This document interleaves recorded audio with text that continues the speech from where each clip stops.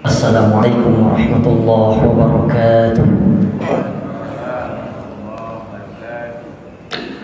Alhamdulillah rabbil alamin. Alhamdulillahilladzi kataba ala nafsihi ar-rahmah walladzi sabaqat rahmatuhu wa ghadabah wa bidzalika 'indahu kitabun katabah. Asyhadu an la ilaha illallah wahdahu la syarika lah taqriran bihi wa tauhidan. Allahumma salli wa sallim wa barik ala sayyidina wa habibina wa syafi'ina wa maulana Muhammadin wa ala alihi wa ashabihi ajma'in, amma ba'du. Faya ayyuhal hadirun usikum wa iyaya nafsi bitaqwallah faqad fazal muttaqun. Fayaqulullahu ta'ala fi kitabihil aziz, a'udzu billahi minasy syaithanir rajim. Bismillahirrahmanirrahim. Wa ma khalaqatul jinna wal insa illa liya'budun. Shadaqallahul azim. Yang sangat saya muliakan segenap DKM Masjid Al-Istiqomah, yang mudah-mudahan selalu istiqomah untuk melayani umat-umatnya Sayyidina Muhammad sallallahu alaihi wasallam. Yang saya hormati dan saya cintai jamaah kajian Ahad pagi Masjid Al-Istiqomah, yang mudah-mudahan kita senantiasa berada dalam penjagaan Allah Subhanahu wa taala. Amin ya rabbal alamin. Mohon izin para orang tua, para sepuh, Bapak Ibu, saya tidak bermaksud untuk menggurui siapapun. Kalau yang keluar dari lisan saya sebuah kebenaran, maka kebenaran ini datangnya dari Allah. Tapi kalau yang keluar dari lisan saya sebuah kesalahan, sebuah kekhilafan, saya istighfar kepada Allah. Dan tentunya saya akan kembali mengaji dan mengkaji kepada para guru-guru saya. Sebab pada hakikatnya apa yang saya sampaikan ini nanti akan dimintakan pertanggungjawaban oleh Allah Subhanahu wa taala. Itulah sebabnya mengapa kita dalam belajar agama perlu mencari guru. Yang guru kita pun punya guru, gurunya pun punya guru. Yang guru kita itu bersanad sampai pada Rasulullah sallallahu alaihi wasallam. Sebab kalau orang salah mencari guru dan gurunya hanya belajar melalui media sosial tanpa punya guru yang lainnya, maka banyak orang yang semakin pintar agama tapi lisannya justru lebih sering untuk mengkafir-kafirkan orang yang berbeda dengannya, mengkafir-kafirkan sesama muslim. Ini yang sangat berbahaya. Bapak Ibu yang dimuliakan oleh Allah, tema kita adalah kesadaran diri menuju kesadaran pada ilahi.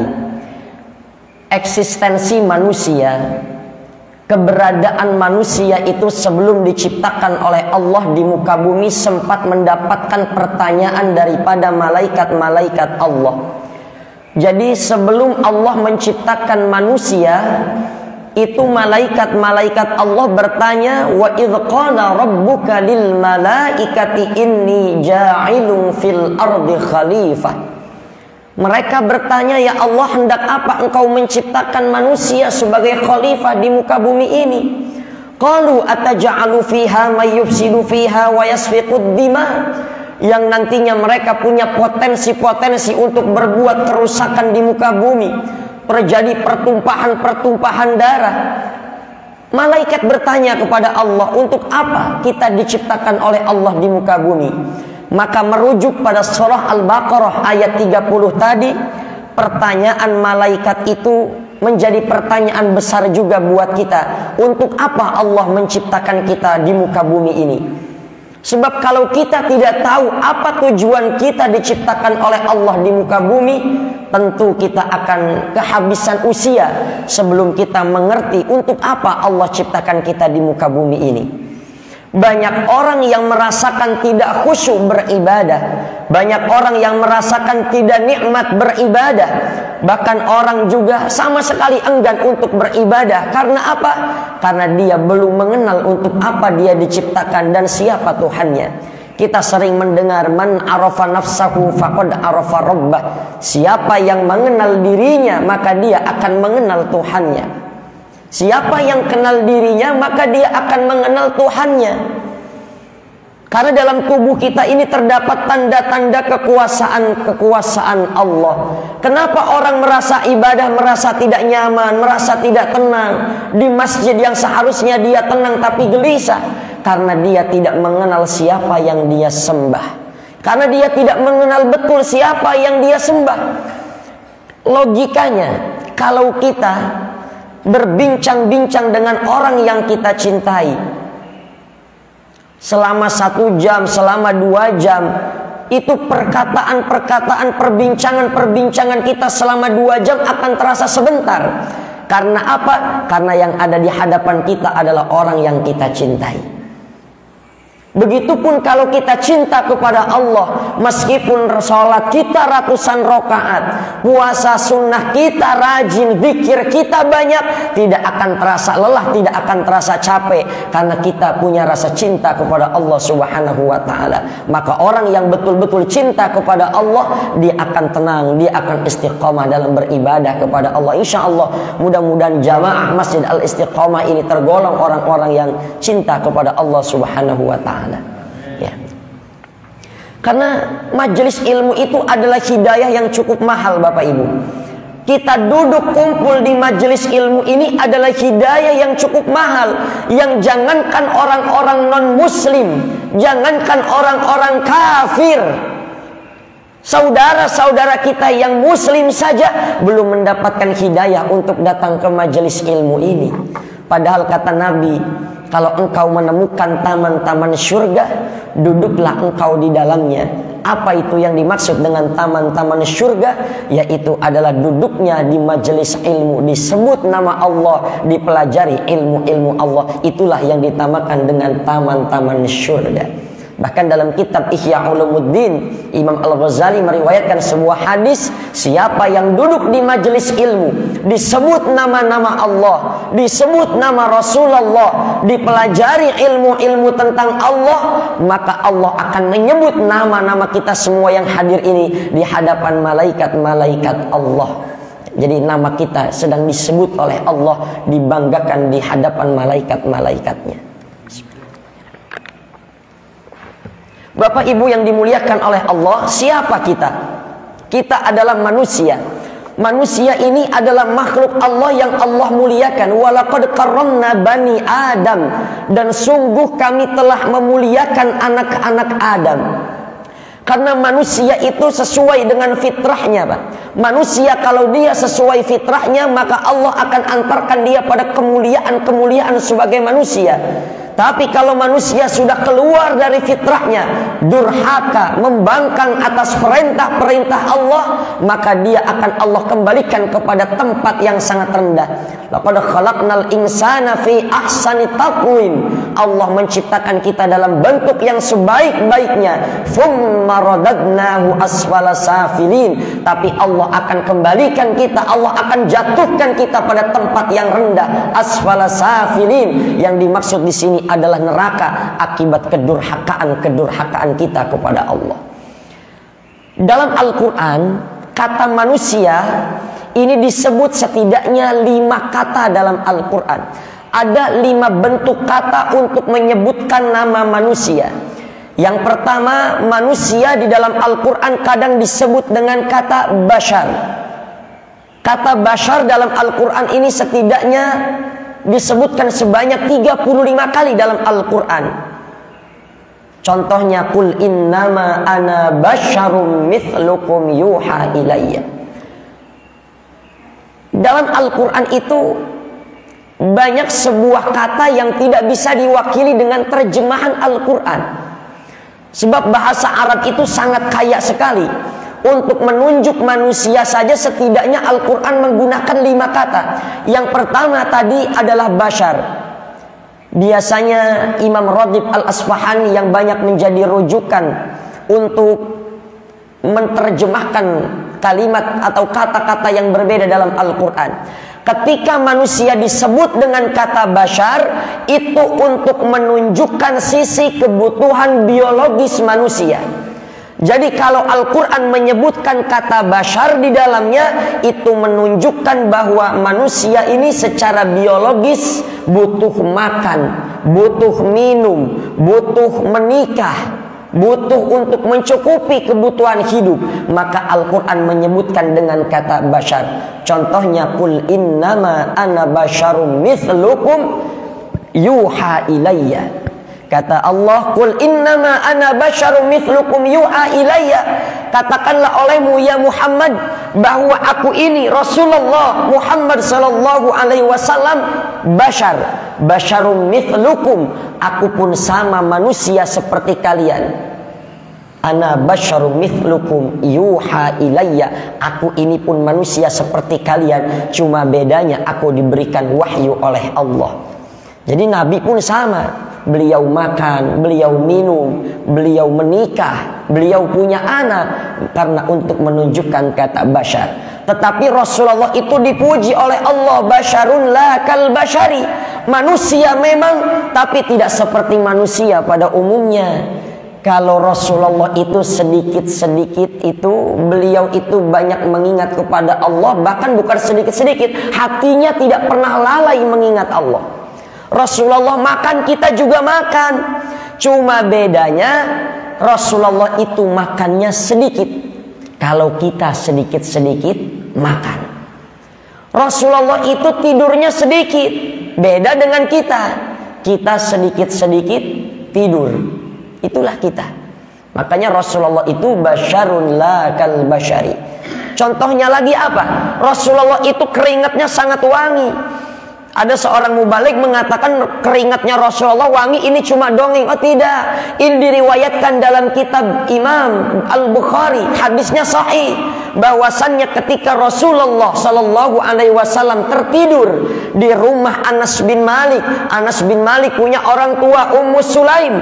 Ketika Rasulullah tertidur, keringat Rasulullah bercucuran, dan keringat Rasulullah yang bercucuran itu diambil, dielap, dimasukkan ke dalam botol oleh Ummu Sulaim. Rasulullah bertanya, "Wahai Ummu Sulaim, untuk apa engkau memasukkan keringat itu ke dalam botol?" Kata Ummu Sulaim, "Ya Rasulullah, aku menjadikan keringatmu ini sebagai parfum, sebagai bahan wewangian."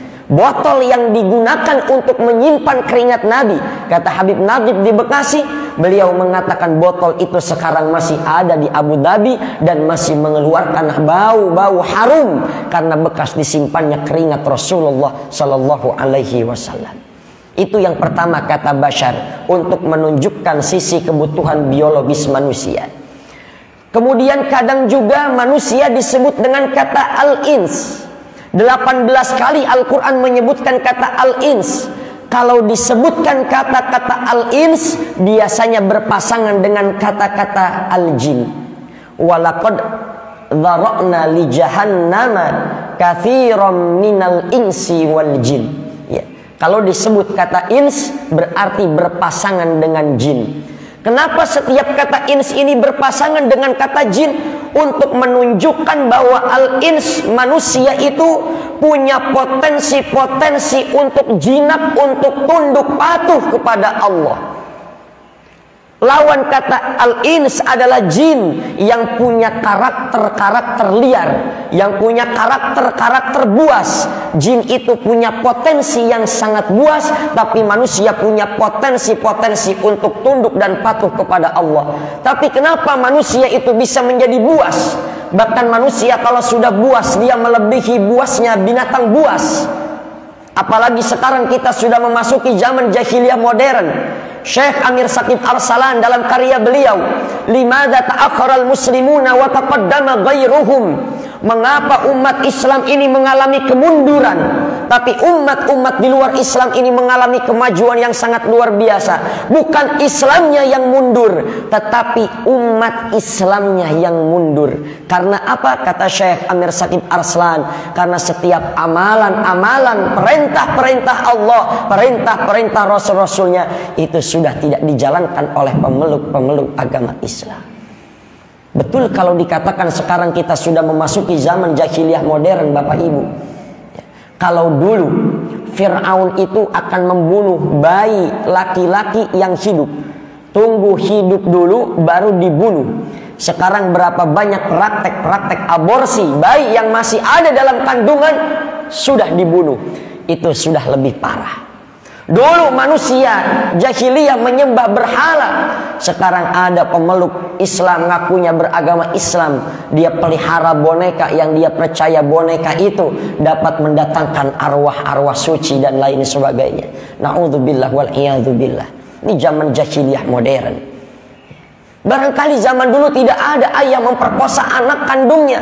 Sekarang berapa banyak berita-berita kejahatan seorang ayah menghamili anak kandungnya sendiri. Maka betul kalau dikatakan inilah zaman jahiliyah modern. Jadi ketika Al-Quran menyebutkan kata al-ins itu berpasangan dengan kata jin, karena manusia punya potensi untuk tunduk patuh kepada Allah, tapi jin ini punya potensi untuk membangkang atas perintah-perintah dari Allah. Makanya kata Allah, walaqad dzara'na li jahannama katsiran minal ins walaqad dzara'na li jahannama minal jinni wal ins lahum qulubun la yafqahuna biha wa lahum a'yunun la yubsiruna biha wa lahum adhanun la yasma'una biha ulaika kal an'ami bal hum adall. Nanti di neraka itu banyak dari golongan-golongan jin dan manusia. Kenapa dia? Mereka punya hati, tapi hati mereka tidak digunakan untuk memahami ayat-ayat Allah. Maka dengan kumpul di majelis ilmu ini kita sedang memahami ayat-ayat Allah. Kata ulama, hati manusia itu kalau selama 3 hari tidak diberikan ilmu, tidak diberikan nutrisi ruhani, maka hatinya akan mati. Orang kalau sudah hatinya mati, sulit untuk mendapatkan hidayah, untuk mendekatkan diri kepada Allah. Kemudian walahum a'yunul la yubsiruna biha. Mereka punya mata, tapi mata mereka tidak digunakan untuk melihat keagungan-keagungan Allah. Walahum adhanul la yasma'una biha. Mereka punya telinga, tapi telinga mereka tidak digunakan untuk mendengarkan ayat-ayat Allah. Makanya sepertiga dalam Al-Quran itu berisi kisah-kisah umat-umat terdahulu, umat-umat yang Allah muliakan, umat-umat yang Allah azab. Untuk apa? Agar manusia membuka mata, mendengarkan dengan baik bagaimana kaum-kaum terdahulu diazab oleh Allah akibat kedurhakaan mereka kepada Allah. Punya telinga tidak digunakan untuk mendengar. Ulaika kal an'ami bal hum adall. Orang yang seperti ini kata Allah, mereka lebih hina daripada binatang ternak. Karena kalau kita lihat binatang makan, kita makan. Binatang minum, kita juga minum.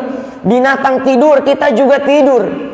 Tetapi justru yang membuat manusia itu mulia, Allah berikan akal kepada kita, Allah berikan panca indera yang begitu sempurna kepada kita untuk menangkap sinyal-sinyal hidayah dari Allah Subhanahu wa ta'ala. Banyak orang-orang yang sudah mendengar suara adzan as-salatu khairum minan naum. Sebagian orang-orang sudah terbangun menunaikan kewajibannya, tapi sebagian lain ada yang tertidur sampai nanti bangun jam 8, jam 9. Dipanggil dengan panggilan Allah, mereka tidak terbangun. Maka orang-orang yang seperti ini, ulaika kal an'ami bal hum adall. Mereka lebih hina daripada binatang ternak. Kalau ada kebakaran saja kita siap-siap lari, panik untuk menyelamatkan diri.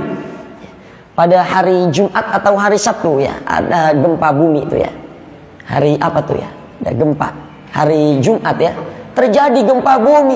Sebagian orang dari kantornya, dari rumahnya dia menyelamatkan diri. Kenapa? Karena takut dengan goncangan itu.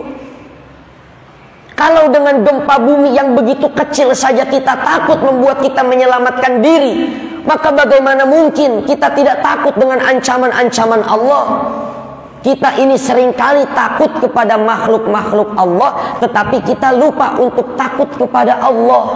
Kita takut kepada gempa bumi manusiawi, tapi terkadang takutnya kita tidak mengantarkan kita untuk semakin takut kepada Allah. Sama gempa bumi kita takut berlomba-lomba menyelamatkan diri. Maka seharusnya begitu ketika kita mendengar panggilan Allah, seharusnya kita penuhi, kita tunaikan panggilan Allah itu. Dipanggil dengan seruan muadzin, kita susah untuk hadir ke masjid. Tapi bagaimana kalau kira-kira yang manggil itu isinya pembagian sembako? Assalamualaikum warahmatullahi wabarakatuh. Bapak Ibu, nanti di Masjid Al-Istiqomah Bangun Reksa akan diadakan pembagian sembako dan bantuan sosial 600.000. diambil dari jam 3 sampai jam 5 subuh. Itu jam 3 tuh Pak. Dari jam Isya, dari jam 7 udah pasang alarm tuh. Anaknya dikomandoin, suaminya dikomandoin. Buat apa? Buat ambil bantuan sosial. Cuma untuk mendapatkan bantuan sosial yang nikmatnya sesaat, orang rela berbondong-bondong ke masjid, ke tempat-tempat pengambilan bantuan sosial. Tapi dipanggil dengan seruan Allah, hayya 'alas shalah, hayya 'alal falah, mari kita sholat, mari kita menuju kemenangan. Tidak semua orang mau merespon panggilan-panggilan Allah itu. Kita beruntung tergolong orang-orang yang masih Allah berikan hidayah untuk menunaikan panggilan-panggilan Allah itu.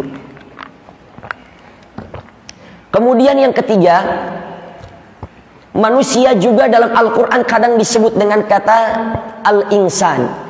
Kalau tadi disebut dengan kata al-ins, sekarang disebut dengan kata al-insan. 65 kali kata al-insan ini muncul dalam Al-Quran. Kata al-insan ini digunakan untuk menunjuk bahwa manusia adalah makhluk yang sempurna yang Allah berikan akal kepadanya untuk berpikir. Yang dengan akal itu seharusnya dapat mengantarkan dia untuk beriman kepada Allah, untuk mentadabburi ayat-ayat Allah. Sebagaimana ada istilah Rasulullah itu insanun kamil. Rasulullah itu manusia yang sangat-sangat sempurna. Atau dalam Al-Quran dikatakan laqad khalaqnal insana fi ahsani taqwim. Kata al-insan 65 kali dalam Al-Quran disebutkan. Salah satunya laqad khalaqnal insana fi ahsani taqwim. Allah menciptakan manusia dalam rupa, dalam wujud yang sebaik-baiknya. Salah satu yang membuat manusia itu mulia karena Allah berikan potensi akal kepada manusia untuk berpikir. Tapi manusia juga punya potensi. Dengan akalnya dia mendurhakai Allah. Man izdada ilman lam yazdad huda wa lam yazdad minallahi illa bu'da. Siapa orang yang hanya bertambah ilmunya tapi tidak bertambah hidayah, tidak bertambah petunjuk-petunjuk, tidak semakin beriman kepada Allah, maka ilmu yang dia miliki akan membuat dia jauh dari Allah. 1 tahun yang lalu atau 2 tahun yang lalu ada seorang doktor, ya, bahkan disertasinya lolos, Pak. Ya, yang dia katakan itu, dia di dalam disertasinya itu berusaha untuk melegalkan zina. Dan diwawancarai itu di TV One. Ketika diwawancarai, mengapa engkau Bapak, mengapa dalam disertasi Bapak ini mengatakan bahwa ada kebolehan untuk berzina? Karena Al-Quran dalam disertasi itu, dalam disertasi dia dikatakan karena Al-Quran itu tidak menjelaskan ayat tentang zina, tidak menjelaskan larangan berzina. Dan dia sampaikan ayatnya. Ayat dalam Al-Quran itu hanya berbunyi wala taqrabu zina, jangan engkau dekati zina. Jadi larangan berzina itu tidak ada. Yang ada cuma larangan mendekatinya. Tapi yang saya aneh, kenapa disertasinya ini bisa lolos? Ya, disertasinya kok bisa lolos? Ini argumennya lemah sekali. Disertasi doktor, dia katakan tidak ada ayat yang melarang tentang zina. Yang ada cuma larangan tentang zina, larangan mendekati zina. Ayat larangan zina tidak ada. Adanya larangan mendekati zina, wala taqrabu zina, janganlah engkau mendekati zina. Ini musibah yang luar biasa, Bapak Ibu. Ini dalam dunia akademik sebuah kekacauan sebetulnya. Barangkali Bapak Ibu ada yang dosen di sini, ya. Itu sama mahasiswa semester 3, semester 5 jurusan ilmu tafsir dan ilmu hadis dengan mudah bisa dibantah itu. Ya. Ayat Al-Quran itu mengatakan wala taqrabu zina, jangan engkau dekati zina. Dalam kaidah usul fiqh untuk istinbat hukum ada yang namanya qiyas. Wala taqrabu zina, jangan engkau mendekati zina. Kalau mendekatinya saja dilarang, apalagi berzina. Itu mafhum mukhalafahnya. Ya, saya contohkan lagi misalnya fala taqul lahuma uffin, janganlah engkau berkata kepada kedua orang tua. Jangan sampai ayat ini ditafsirkan, oh kalau begitu mukul boleh dong. Karena kan yang dilarang cuma berkata ah. Tidak, mafhum mukhalafahnya, kalau berkata ah saja kepada orang tua itu tidak boleh, apalagi melakukan perbuatan-perbuatan yang lebih durhaka daripada itu. Maka saya tidak habis pikir juga ya. Ketika ada seorang dokter katanya mengatakan tidak ada ayat tentang zina, yang ada itu larangan mendekatinya saja. Ya. Meskipun dia dokter, kami dulu cuma lulusan Fakultas Usuluddin, ilmu tafsir dan ilmu hadits, Pak, itu rendah saja dibantahnya begitu. Itulah yang kata Nabi, man izdada ilman lam yazdad huda wa lam yazdad minallahi illa bu'da. Siapa orang yang bertambah ilmunya tapi tidak bertambah hidayah keimanan kepada Allah, ilmu yang dia miliki cuma membuat dia jauh daripada Allah. Na'udzubillah wa na'iyadzubillah. Kemudian yang berikutnya, manusia kadang disebut dengan kata An-Nas. 241 kali kata An-Nas disebutkan dalam Al-Quran.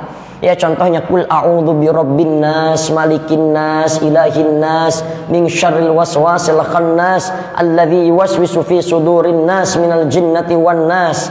Ini ayat favorit ibu-ibu kalau tarawih ini. Ya, biasa kalau imam tarawih baca surat yang agak panjang hatinya udah ketar-ketir. Tapi kalau suratnya Al-Ikhlas, An-Nas tuh di hatinya senang luar biasa tuh. Ya, surat favorit ini. Ya. Kata An-Nas ini untuk menunjukkan komunitas manusia. Karena manusia itu terbagi-bagi dari berbagai belahan negara, berbagai suku, berbagai budaya. Jadi ketika manusia disebutkan dengan kata An-Nas, ini untuk menunjukkan komunitas-komunitas manusia. Ya, contohnya ya ayuhan nas inna khalaqnakum min dzakari wa untha wa ja'alnakum syu'uban wa qabaila. Wahai manusia, sesungguhnya aku menciptakan engkau dari ibunda Hawa dan Nabi Adam alaihi salam sebagai orang tua, sebagai nenek moyang kita. Dan kemudian dari situ kita terbagi menjadi bersuku-suku, berbangsa-bangsa. Ya, lita'arafu, agar kita saling kenal mengenal, saling menghargai, saling menghormati. Jadi kalau disebutkan kata An-Nas untuk menunjukkan komunitas perkumpulan manusia. Kemudian Al-Quran juga kadang menyebut manusia dengan kata Bani Adam. 7 kali Al-Quran menyebut manusia dengan kata Bani Adam. Ketika Al-Quran menyebut manusia dengan Bani Adam, itu untuk menunjukkan bahwa kita berasal dari Nabi Adam alaihi salatu wassalam. Contohnya, alam ahad ilaikum ya Bani Adam alla ta'budu syaitan innahu lakum aduwwum mubin. Ya Bani Adam, wahai anak Adam, yaitu manusia, Allah ta'budu syaitan, engkau jangan mematuhi perintah-perintah syaitan.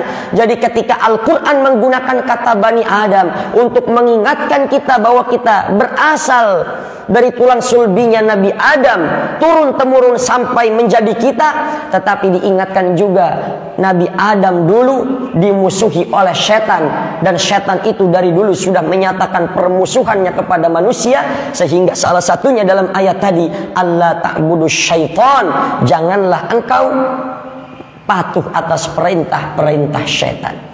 Jadi kan sebetulnya manusia itu hanif, manusia itu asalnya lurus, Pak, punya potensi untuk beriman, bertakwa kepada Allah. Tapi karena godaan-godaan syaitan, itulah yang menyebabkan manusia durhaka kepada Allah Subhanahu wa ta'ala. Makanya kata Imam Al-Ghazali dalam karya beliau Minhajul Abidin, itu ada 4 penghalang yang membuat manusia itu jauh dari Allah. Ada 4 penghalang yang membuat manusia itu durhaka kepada Allah, sehingga karena kedurhakaannya mereka enggan taat kepada Allah.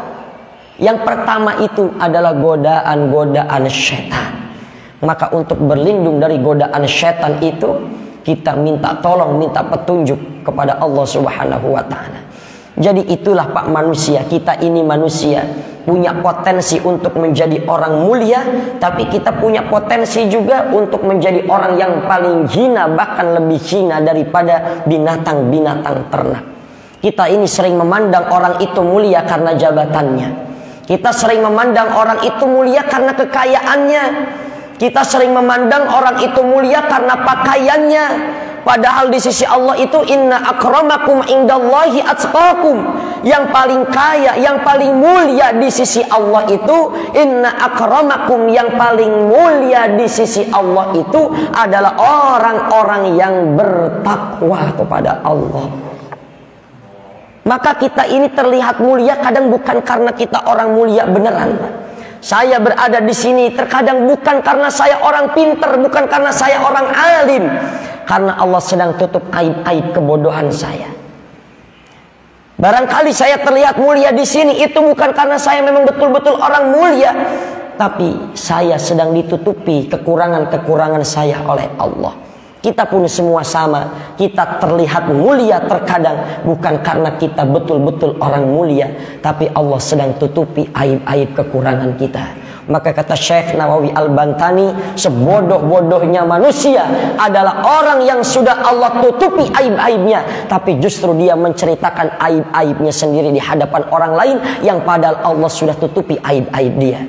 Jadi banyak orang nih, ada beberapa orang kalau nggak sholat, wah aneh tadi kesiangan, aneh nggak sholat subuh, semalam habis bergadang. Enggak sholat subuh dia ceritain ke temennya. Itu kan namanya menceritakan aib-aibnya sendiri. Jadi nggak boleh, kata Syekh Nawawi Al-Bantani, kita jangan menceritakan aib-aib kita itu di hadapan orang lain.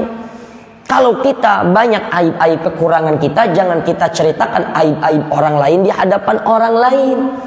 Ya. Ibu-ibu solehan semua di sini, Pak. Kadang ibu-ibu di luar sana tuh kalau belanja sayur, belanjanya 5 menit, ngobrolnya setengah jam.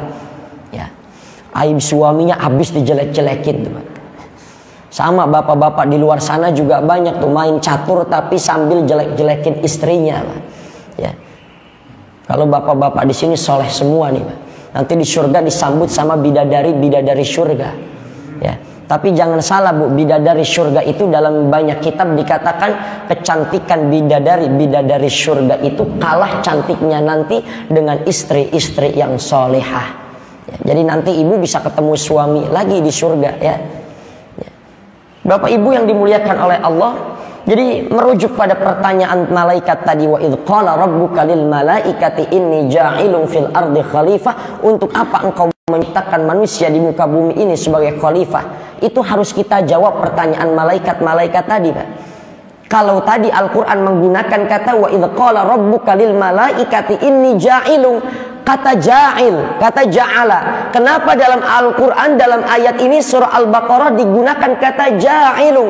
Ya Allah, ini malaikat bertanya ketika digunakan kata ja'ilun, ja'ala, malaikat itu bertanya fungsi manusia diciptakan itu untuk apa? Malaikat bertanya fungsinya. Tapi dalam ayat lain dikatakan wa idh qala rabbuka lil malaikati inni khaliqun bashar. Kalau kata khaliq ini ditunjukkan untuk Allah mengagungkan dirinya di hadapan malaikat. Allah mengagungkan zatnya. Allah sedang mengagungkan kekuasaannya, mengagungkan zatnya, bahwasannya aku akan menciptakan, menggunakan kata inni khaliq, aku akan menciptakan manusia yang tadinya tidak ada menjadi ada, yaitu Nabi Adam. Jadi digunakan kata khaliq, menciptakan sesuatu yang belum ada menjadi ada. Tapi kalau tadi digunakan kata inni ja'ilun, itu untuk menunjukkan fungsi manusia. Jadi Allah menciptakan manusia dari sesuatu yang tidak ada menjadi ada. Kemudian fungsinya ja'ilun fil ardi khalifah, sebagai pemimpin untuk mengurus bumi ini. Maka sebetulnya tidak layak ketika kita bertanya, kenapa sih Allah nyiptain kita? Sebagian ulama mengatakan begitu. Kenapa sih kita bertanya, kenapa sih Allah nyuruh kita ibadah? Kenapa sih sholat duhur itu 4? Kenapa sih sholat maghrib itu 3? Sebetulnya ada sebuah kitab Syekh Ali Ahmad Al-Jurjawi dalam karya beliau Hikmatut Tashri' wal Falsafatuhu. Hikmatut Tashri' wal Falsafatuhu. Ada syariat-syariat yang bisa dijawab seiring berkembangnya waktu, tapi ada juga syariat-syariat yang hikmahnya tidak bisa terjawab, hanya Allah yang tahu, Pak. Contoh, laki-laki itu kenapa haram memakai emas, tapi perempuan itu boleh pakai emas. Rasulullah itu dari dulu sudah mengatakan laki-laki itu haram pakai emas, tapi perempuan boleh pakai emas. Ya, seiring berkembangnya dunia kedokteran semakin canggih, semakin modern, ditemukan karena kalau laki-laki memakai emas, di dalam emas itu banyak ya partikel-partikel yang kalau dia masuk ke pori-pori maka akan bercampur dengan darah, darah menjadi kotor dan akan menyebabkan penyakit pada tubuh laki-laki yang menggunakan emas itu.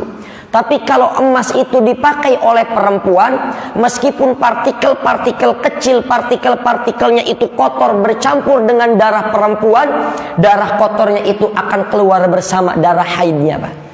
Jadi ada hikmatut tasyri' wal falsafatuhu, hikmah-hikmah syariat yang bisa dijawab dengan akal, tapi juga kadang tidak bisa dijawab juga dengan akal, Pak. Ya. Habis berjima hubungan suami istri, kenapa kita wajib mandi? Hukumnya wajib. Ya, ternyata secara kedokteran ketika orang-orang habis berjima, ya dia akan merasakan lelah, capek yang sangat luar biasa karena beberapa ratusan selnya itu terkuras sehingga membuat dia capek. Maka untuk memulihkan staminanya itu adalah dengan cara mandi, Pak. Ya. Jadi ada beberapa syariat yang nggak bisa kita ukur pakai akal kita. Terlalu kecil akal kita untuk mengukur syariat-syariat yang Allah turunkan kepada kita. Jadi Allah ciptakan kita ini sebagai khalifah untuk beribadah kepada Allah, Pak. Jadi kita diciptakan di muka bumi ini untuk beribadah kepada Allah. Lalu apa tujuan kita beribadah kepada Allah? Bahkan Allah memaksa kita supaya kita beribadah kepadanya. Apa Allah butuh ibadah kita? Tidak. Allah memerintahkan, memaksa kita beribadah kepadanya bukan karena Allah butuh dengan ibadah kita, tapi justru itulah rahmatnya Allah, kasih sayangnya Allah, sehingga Allah paksa kita buat beribadah. Kita suka maksa anak kita makan minum bukan karena kita nggak sayang, bahkan kita pukul kalau anak kita nggak mau makan. Pukulan kita itu kepada anak kita karena kita sayang supaya dia mau makan. Kita larang anak kita agar tidak bermain pisau bukan karena kita tidak sayang. Justru khawatir anak kita terluka karena pisau, sehingga kita larang dia untuk tidak bermain pisau. Begitu ketika Allah memerintahkan kepada kita untuk taat, beribadah, mengabdi kepada Allah, itu bukan berarti Allah butuh dengan ibadah kita, tapi kita yang butuh Allah, dan itulah kasih sayang Allah. Dan justru ketika Allah melarang kita bermaksiat, berjudi, berzina dan lain sebagainya, itu adalah tanda bahwa Allah sayang kepada kita. Seringkali kita memandang Allah dengan prasangka buruk kita. Seringkali kita memandang kekuasaan Allah dengan pikiran-pikiran negatif kita, sehingga kebaikan-kebaikan Allah, kasih sayang Allah itu tertutup karena buruk sangkanya hati kita dan pikiran kita kepada Allah. Ini dijawab oleh Imam Ibnu Athaillah As-Sakandari. Imam Ibnu Athaillah As-Sakandari dalam karya beliau itu, dalam kitab Al-Hikam, la yazidu fi izzihi iqbalu man akbala alaih wa la yanqusu fi izzihi idbaru man adbara anhu. Kata Imam Ibnu Athaillah, la yazidu fi izzihi iqbalu man akbala alaih. Tidak akan bertambah, tidak akan menambah sedikit pun kekuasaan Allah sekalipun manusia itu semuanya taat, tunduk, beribadah kepada Allah.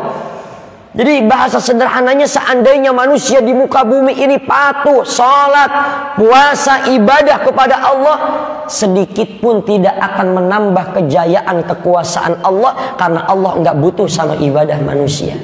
Bahkan dalam hadis, ya, ibadah-ibadah manusia itu tidak akan menambah kekuasaan Allah sekalipun, meskipun hanya beratnya seperti sayap nyamuk saja. Tidak akan menambah kekuasaan Allah meskipun hanya sesayap nyamuk saja, cuma seberat itu. Wala yanqusu fi izzihi idbaru man adbara anhu, dan tidak akan berkurang juga kekuasaan Allah sekalipun manusia itu durhaka kepada Allah. Dan dalam makalah yang berikutnya kata Imam Ibnu Athaillah, la tanfa'uhu ta'atuka wa la tadurruhu ma'siyatuka innama amaraka an hadhihi wa nahaka an hadhihi lima ya'udu 'alaika. Kata Imam Ibnu Athaillah, tidak akan bermanfaat taat kamu kepada Allah, patuh kamu kepada Allah, tidak akan bermanfaat untuk Allah. La tanfa'uhu ta'atuka wa la tadurruhu ma'siyatuka. Dan juga tidak akan mendatangkan mudarat, tidak akan mendatangkan ancaman bahaya bagi Allah sekalipun engkau durhaka kepada Allah. Innama amaraka, ya, ketika Allah memerintahkan kepadamu tentang sesuatu, wa nahaka an hadhihi lima ya'udu 'alaika, ketika Allah larang kita terhadap sesuatu, atau ketika Allah perintahkan kepada kita untuk melakukan sesuatu, lima ya'udu 'alaika, manfaatnya itu akan kembali pada diri kita. Jadi kita beribadah ini hakikatnya bukan karena Allah butuh kita, tapi kita yang butuh Allah. Karena karakter manusia Allah gambarkan tuh. Wa idza massal insana durru da'ana li jambihi aw qa'idan aw qa'ima falamma kashafna anhu durrahu marra ka'an lam yad'una ila durrim massa. Ada karakter-karakter manusia yang kalau dia senang dia melupakan Allah, tapi kalau dia susah dia ingat kepada Allah, tapi kalau dia senang dia melupakan Allah. Saat senang dia melupakan Allah, saat susah dia baru ingat kepada Allah. Ketika dia lagi susah, kata Allah, mereka sebut nama-namaku dalam keadaan duduk, berdiri, berbaring, mereka berdoa meminta kepadaku. Falamma kashafna anhu durrahu marra ka'an lam yad'una ila durrim massa. Tapi ketika Allah hilangkan bahaya itu dari mereka, mereka kembali pada kesesatan, seolah-olah mereka lupa bahwa dulu mereka pernah berdoa, pernah memohon kepada Allah. Ya. Sama Pak, kita punya saudara nggak pernah nemuin kita. Ya, waktu dia kaya, sombongnya luar biasa. Begitu dia sulit, dia datang ke rumah kita mau minjem duit. Ya. Kita tuh kadang karakter kita begitu. Lagi senang sama anak, sama istri, punya segala sesuatu, kita lupa kepada Allah. Di saat sulit kita baru ingat kepada Allah. Ini sebagian besar karakter manusia.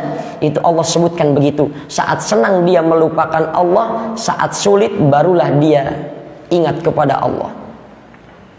Bapak Ibu yang dimuliakan oleh Allah, maka sebetulnya kalau kita selesai menunaikan ibadah, kata ulama, guru-guru kami mengajarkan, selesai kita menunaikan ibadah, itu kita perbanyak beristighfar kepada Allah. Salah satunya ketika kita selesai sholat saja, itu sangat dianjurkan kita beristighfar kepada Allah. Kemudian kita meminta agar ibadah kita dimaklumi oleh Allah. Kita meminta agar ibadah kita diterima oleh Allah. Kenapa? Ba'da sholat kita beristighfar kepada Allah untuk mengistighfarkan dosa-dosa kita dalam sholat. Karena terkadang dalam sholat fisik kita, jasad kita ada di masjid, tapi kadang pikiran kita udah ada di pasar. Lagi sholat, jasad kita, fisik kita di atas sajadah, tapi kadang hati kita pikirannya kemana-mana. Maka itulah yang kita minta Allah memaklumi, memaafkan ibadah-ibadah kita yang penuh kekurangan yang kita kerjakan itu. Apalagi ini hari Minggu Pak, hari libur ya. Lebih baik enaknya belanja nih hari Minggu ya, ke Tanah Abang, ke Cipulir ya. Apalagi ibu-ibu paling seneng beli emas ya Bu ya. Ya, seminggu sekali beli 5 gram wajar Bu ya. Tabungan ya. Iya. Ya, enaknya enak belanja nih Pak. Kalau bicara nafsu Pak, subuh-subuh begini kan enak tarik selimut tidur ya. Bicara nafsu. Tapi bicara akal sehat kita berbicara, kita ini adalah manusia, tunaikan panggilan-panggilan Allah. Bapak Ibu yang dimuliakan oleh Allah, maka eksistensi ibadah, perintah beribadah kepada manusia itu hakikatnya agar kita selamat menuju perjalanan menuju Allah Subhanahu wa taala. Tujuan dari manusia itu diciptakan adalah untuk beribadah. Wa ma khalaqtul jinna wal insa illa liya'budun. Aku ciptakan jin dan manusia untuk beribadah kepada Allah, Pak. Ya. Kata Imam Ibnu Katsir ketika menafsirkan surah Az-Zariyah ayat 56 ini, Ibnu Katsir mengatakan bahwasannya ketika Allah perintahkan kita beribadah kepada Allah, artinya Allah memaksa kita beribadah kepadanya, baik keadaan terpaksa maupun dalam keadaan sukarela. Jadi ketika Allah perintahkan kita beribadah kepadanya, Allah memaksa kita agar kita beribadah. Kita dipaksa untuk beribadah kepada Allah karena Allah sedang menunjukkan kemahaagungannya, kemahaesaannya. Jadi kita ini dipaksa beribadah, baik dalam keadaan terpaksa maupun dalam keadaan sukarela, kita wajib beribadah kepada Allah. Dalam ayat 57-nya dilanjutkan tuh untuk menjawab kenapa manusia harus beribadah kepada Allah. Apakah Allah butuh dengan ibadah kita? Tidak. Allah jawab dalam surah Adz-Dzariyat ayat 57-nya itu, ya, dikatakan ma uridu minhum mir rizqi wa ma uridu ayyut'imun. Kata Allah, aku tidak meminta rizki sedikit pun dari mereka yang beribadah, dan aku sedikit pun tidak meminta mereka agar aku makan dari mereka. Ini jawaban Allah untuk orang-orang yang bertanya kenapa manusia beribadah kepada Allah. Maka kata Allah, aku tidak meminta balasan apapun dari manusia yang beribadah, tapi justru akulah yang memberikan rezeki untuk mereka, akulah yang akan memberikan balasan yang sempurna kepada mereka di akhirat. Jadi kata Imam Ibnu Katsir, balasan ibadah yang sempurna itu balasannya di akhirat, bukan di dunia, Bapak Ibu. Jadi kalau kita tahajud, kalau kita sholat sunat duha, itu yang dibalas di dunianya cuma beberapa persen saja. Tapi yang sempurnanya nanti dibalasnya di akhirat. Ya. Sebab ada orang-orang yang beribadahnya itu niatnya bukan karena Allah. Apalagi anak-anak muda sekarang kan nggak pengen dibilang gemuk. Apalagi yang perempuan, pengennya dibilang kurus saja kurus. Meskipun beratnya sudah 60, tetap aja nggak pengen dibilang gemuk dia. Ya, boleh nggak puasa niatnya diet? Nah, biasanya begitu tuh. Ya, puasa tujuannya buat diet, Pak. Ya, sebetulnya ibadah itu harus mukhlishina lahuddin, harus betul-betul murni kepada Allah. Tapi sebagai sebuah starting point untuk permulaan beribadah, ya silahkan saja. Ya. Ada orang yang tahajud, sholat sunat tahajud, niatnya bukan karena mendekatkan diri kepada Allah. Nah, ini kata ulama, salah satunya kata Imam Al-Qurtubi dalam karya beliau Al-Jami' li Ahkamil Quran, dalam tafsir beliau dikatakan manusia itu beribadah kepada Allah itu niatnya harus murni karena untuk mendekatkan diri kepada Allah. Jadi ibadah yang dilakukan itu niatnya harus murni dalam rangka mendekatkan diri kepada Allah. Tapi ada juga yang orang sholat sunat tahajud karena pengen naik jabatan. Ada orang sholat sunat duha niatnya biar dagangannya lancar. Sebagai starting point, sebagai permulaan sih ya sah-sah saja, Pak. Ya, tapi nanti di tengah jalan niatnya harus diperbaiki. Kalau niatnya tidak segera diperbaiki, nanti berbahaya. Orang kalau sholat sunat tahajud niatnya cuma pengen dapat jabatan, nanti begitu dapat jabatan tahajudnya dia tinggalin karena jabatannya sudah dia dapatkan. Orang pengen dagangannya laku, rame, dia sholat sunat duha, niatnya begitu. Khawatir nanti kalau usahanya sudah maju, niatnya enggak dibenerin. Khawatir nanti begitu usahanya rame, sholat sunat duhanya dia tinggalkan. Tapi orang yang niatnya taqarrub ilallah, untuk mendekatkan diri kepada Allah, orang-orang yang seperti ini dalam kondisi apapun, susah ataupun senang, dia akan tetap taat beribadah kepada Allah. Mohon maaf Pak Ustadz Imam, sampai jam berapa? Sampai syuruk ya? Baik, sampai syuruk ya. Masih berapa menit lagi? 3 menit lagi kali ya. Baik. Bapak Ibu yang dimuliakan oleh Allah, maka balasan sempurna dari ibadah yang kita kerjakan itu nanti di akhirat. Kalau Bapak Ibu berdoa, itu jangan sampai kata Imam Ibnu Athaillah di hati merasa kok doa saya belum juga dikabulkan oleh Allah. Jangan begitu. Jangan begitu, karena nanti balasannya di akhirat. Dalam kitab Tanbihul Ghafilin, Imam Abu Lais At-Tamarqani meriwayatkan sebuah hadis bahwasannya nanti ketika di akhirat itu Ada manusia yang kaget malaikat mengantarkan jumlah pahala yang begitu banyak kepadanya. Sampai orang ini bertanya, wahai malaikat, aku rasa-rasanya tidak pernah beribadah sampai pahalanya begitu banyak. Pahala apa ini wahai malaikat? Kata malaikat, wahai hamba Allah yang saleh, ini adalah kumpulan daripada doa-doamu yang selama di dunia belum Allah kabulkan, maka pada saat ini doa-doamu sudah berubah menjadi pahala yang sangat banyak yang dapat mengantarkanmu untuk menuju surganya Allah Subhanahu wa taala. Jadi doa pun ibadah Bapak Ibu. Ibadah itu tidak hanya sholat, ibadah itu tidak hanya puasa, tidak hanya haji, ya. Kullu ma'rufin shadaqah, setiap kebaikan itu shadaqah, dan setiap shadaqah itu ibadah, Pak. Kullu ma'rufin shadaqah, kata Nabi. Setiap kebaikan itu adalah shadaqah, setiap shadaqah itu akan mengantarkan kita untuk sampai pada keridhaan Allah, Pak. Ya. Jadi ibadah itu nggak cuma sholat, puasa, baca Al-Quran. Tersenyum kepada sesama muslim saja itu beribadah kepada Allah, Pak. Bahkan berjabat tangan dengan sesama muslim saja yang dibenarkan itu mendapatkan pahala, dapat menghapuskan dosa-dosa kita. Dalam hadis yang cukup banyak dikatakan, siapa yang berjumpa sesama muslim kemudian dia saling bersalaman, maka akan Allah ampuni noda dan dosanya sebelum jabat tangan itu terlepas, Pak. Ini kan karena Covid jabat tangan kita dirubah jadi begini, Pak. Ya, ini harus diperbaiki, Pak. Karena ini yang dapat mendatangkan pahala, menggugurkan dosa yang begini. La tahqiranna minal ma'rufi syai'a walau an talqa akhaka biwajhin talikin. Jangan engkau remehkan kebaikan sekecil apapun. Jangan meremehkan ibadah sekecil apapun, meskipun hanya tersenyum kepada saudara-saudara kita. Jadi senyum saja itu ibadah. Cuma kalau ada kotak amal masjid lewat, ya nggak cukup sama senyum. Harus diisi sama uang juga, Pak. Nggak mungkin dengan senyum tiba-tiba semen turun, kan nggak mungkin. Ya, tapi harus dengan uang juga, dengan ibadah.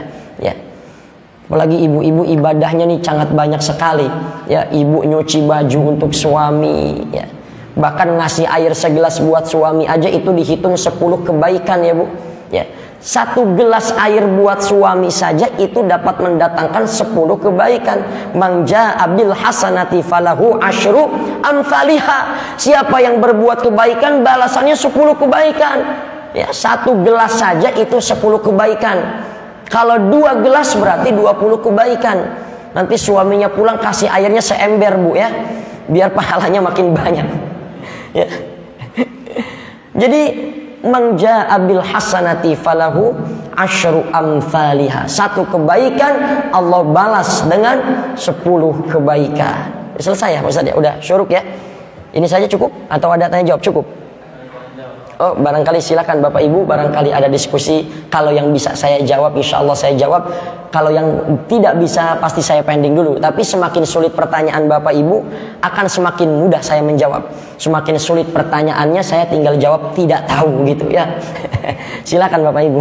Baik, alhamdulillah ya kemarin kasih para ustaz kita yang telah menyampaikan pelajaran yang pada pagi hari ini. Itu terkait masalah untuk apa Allah menciptakan manusia. Wa ma khalaqtul jinna wal insa illa liya'budun. Dan tidaklah diciptakan jin dan manusia kecuali untuk beribadah kepada Allah. Barangkali ada pertanyaan, 1, ada lagi, 2, 3, 4. Masuk ya.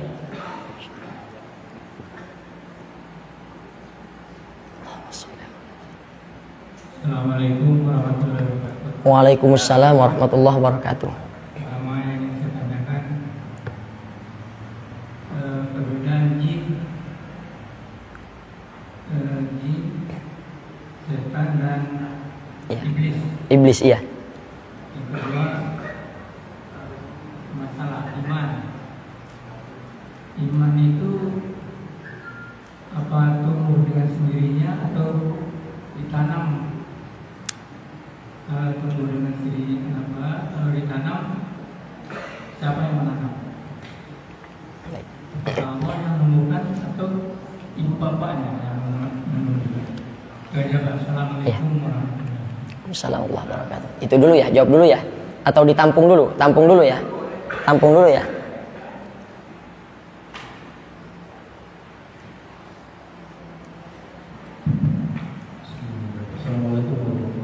Waalaikumsalam warahmatullahi wabarakatuh. Alhamdulillah, saya berada di bersama masih muda. Pertanyaan saya saja. Ustaz dan atau ulama kan tahu ya, akan datang masa Islam itu banyak ibu di lautan. Iya. Jumlahnya banyak tapi kualitasnya tidak ada. Nah, sekarang saya ingin tanya yang Ustaz masih muda, bagaimana menumbuhkan rasa cinta anak-anak kita, terutama yang melakukan majlis-majlis, karena Ustaz kan tahu dari satu majlis Iya. bisa dilihat. Iya. Jadi masyarakat kita dari satu majlis ceritanya paling yang datangnya anak muda ini bisa dihitung jari. Iya. Nah, bagaimana itu maksudnya punya nggak blueprint yang para ulama itu? Bagaimana biar anak-anak muda itu cinta sama agamanya?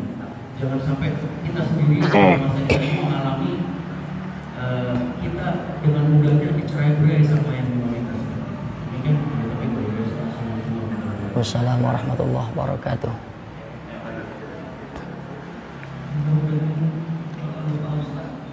Iya. Assalamualaikum warahmatullahi wabarakatuh. Waalaikumsalam warahmatullahi wabarakatuh, Pak Haji. Iya. Iya, saya mau tanya, tadi Ustaz bilang Iya. 4 penghalang manusia untuk ibadah kepada Allah. Yang baru disampaikan hanya 1, setan. Iya. Yang 2 tidak ada tempat. Iya. Baik. Yang kedua adalah mengenai emas bagi laki-laki. Iya. Emas itu kalau laki-laki akan membuat racun dalam dirinya. Iya. Untuk perempuan dibolehkan karena akan keluar melalui haid. Iya. Bagaimana dengan ibu-ibu yang sudah menopause? Menopause apakah ibu-ibu nggak boleh pakai emas? Terima kasih. Ini tadi Ustaz, Assalamualaikum. Baik. Mudah-mudahan tidak jawab, tidak tahu. Satu lagi siapa tadi? Dua lagi.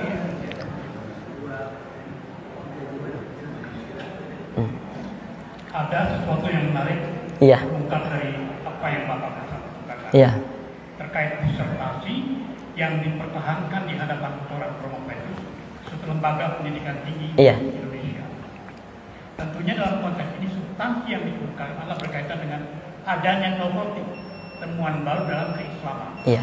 Kalau Pak Ustadz aja bingung, apalagi saya Pak, melihat kondisi yang berkembang di negara ini, artinya yang menjadi pertanyaan skeptis saya adalah apakah yang diturunkan hanya dokter-dokter yang tanpa kualitas, atau dalam arti hanya kuantitas yang dikejar, bukan kualitas. Kayak ini berpengaruh terhadap umat. Terlebih ini substansi mengenai agama. Saya pernah diskusikan itu di lembaga tertentu. Ini sangat menyedihkan. Terima kasih. Menjadikan ya. Gimana pendapat Bapak? Baik. Baik, Ada lagi.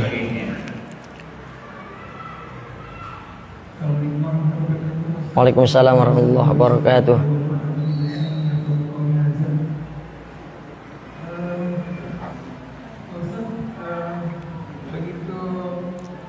Begitu mulianya manusia ini diciptakan oleh Allah. Betul. Bagaimana sampai malaikat itu bertanya, kenapa manusia itu saya harusnya tunduk kepada manusia karena saya lebih mulia daripada dia. Saya diciptakan dari nur, dari cahaya, Iya. sedangkan manusia cuma dari Tanah. air. Kata setan juga begitu, saya lebih mulia dari api gitu. Tapi meskipun begitu, malaikat itu mengakui Allah dan setan itu jin itu juga mengakui Allah gitu. Tapi hanya jin itu mengingkari. Dan bagaimana jin itu diminta untuk tunduk kepada manusia sehingga rahmat Allah itu turun kepada manusia tersebut, Ustaz.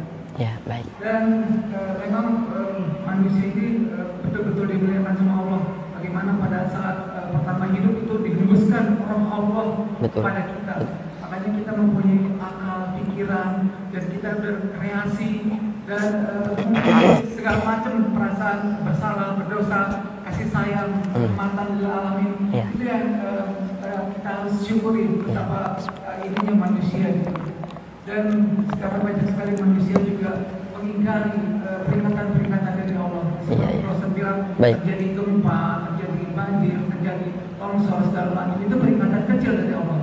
Dulu orang begitu takut begitu ada gempa segala macam. Sekarang itu hanya kayak running text, gempa di sini, banjir di sini segala macam, tapi tidak ada rasa ketakutan, tidak ada rasa yang malah terjadi kekufuran, dipasangkan saji-saji, malah kita mengingkari kekufuran kebenaran itu malah kita disalahkan gitu. Bagaimana menyikapi hal ini Pak Ustaz? Itu saja. Assalamualaikum warahmatullahi wabarakatuh. Ya, baik. Baik, pertanyaan yang pertama yang tadi dari Bapak itu ya di sebelah kanan saya antara jin dan iblis ya. Jadi perbedaan jin sama iblis ya kira-kira begitu ya. Iblis itu lahir dari kelompok jin Bapak Ibu. Jadi nanti di pembahasan berikutnya barangkali kalau kesempatan saya akan jelaskan apa itu jin, apa itu iblis, apa itu setan.